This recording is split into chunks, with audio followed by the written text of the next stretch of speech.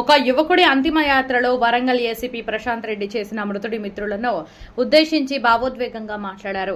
Road ప్రమాదంలో మరణించిన స్నేహితుడిని చూసైనా యువతలో మార్పు రావాలని, మద్యం, గంజాయి వంటి వ్యసనాలకు దూరంగా ఉండాలని ఆయన పిలుపునిచ్చారు.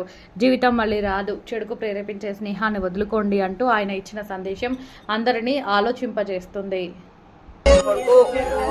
ఎటు పోతాంది మన వ్యవస్థ? ఒక్కడికన్నా ఇలా నిజాయితీ చెప్పండి. ఎంతమంది తాగకుండా ఇప్పుడు మన పిల్లగాడి యొక్క శవయాత్రలో పాల్గొన్నారు. చచ్చిపోయిన పిల్లగాళ్ళు మన దోస్తులైతే, చచ్చిపోయిన పిల్లగాళ్ళు మన అన్నదమ్ములైతే, నిజంగా మనకు రేషం పౌరుషం ఉంటే, వాళ్ళ మీద ప్రేమ అభిమానం మనకు ఉంటే, వీళ్ళ సావైనా మనల్ని మార్చాలి.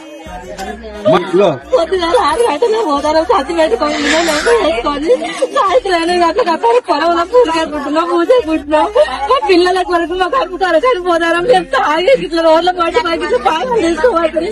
మీ కొరకు మేము బతకన్నా, మీ కొరకు మేము చావాలి. ఏం చెప్తాను, ఎటు పోతాను, మనం ఎటు అవుతాంది. ఈ రోజు ఏమైంది, దీనికి కారణం ఏంది అందరికీ తెలుసు. నిజంగా కనుక మీరు మన లోపల మానవత్వం ఉంటే, మన గుండెలు రాళ్లు కాకపోతే, మనం రాక్షసులు కాకపోతే, ఇప్పటికైనా అర్థం చేసుకుని జీవితంలో సావుకు మించిన పెద్ద షాక్ ఉంటది. గంజాయి లాంటి పట్టుకొచ్చి ఇస్తా అంటే మనం దొరకట్లేదు. నడిపోట్లో ఆగుదాం, మార్చుకుందాం. జీవితం మళ్ళా రాదు. జీవితం మళ్ళా రాదు. మన ఊరి పిల్లగాడు నిన్నటి దాకా మనతో ఈ టైం బతికున్నాడు, మన మధ్యలో. ఇవాళ మన దగ్గర 2 పిల్లలు లేరు. అరే బుధమి చేసుకుంటూ కలిసి చదువుకున్నాం, కలిసి తిరిగినాం. ఇవాళ మనిషి వేయండి. తల్లిని నేను కష్టపడి 500,000 రూపాయలు నేను కూలి కైకిలు చేసుకొచ్చుకొని మీకు తిండి పెడితే మీరు మాకు కడుపు కోత మిగులుస్తానంటారు. మీ అందరు కొడుకులు తనకు పుట్టినా తాగుడే, సచ్చినా తాగుడే, ఎవడో గెలిచినా తాగుడే, ఎవడో ఓడిపోతే తాగుడే, ఎటు చేసి తాగుడు. దాని తోడు గంజాయిలు.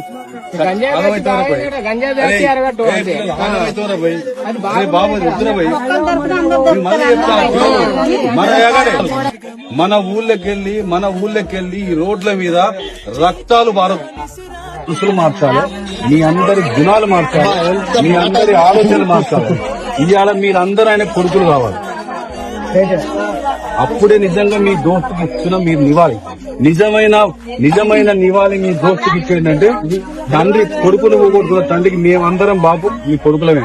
మీకు నిజం చెప్తున్నా, పిల్లలు, నేను శనిగరం బిడ్డని, నేను చెప్తానా, మీకు రేషం పౌరుషం ఇంత అంత ఉంటే, మన అవ్వలు చెప్తున్నా ముచ్చట్టు, మన దోస్తు సాక్షిగా బంద్ చేయాలి. అదే పద్ధతి బంద్ చేసి ఆ దోస్తే మనల్ని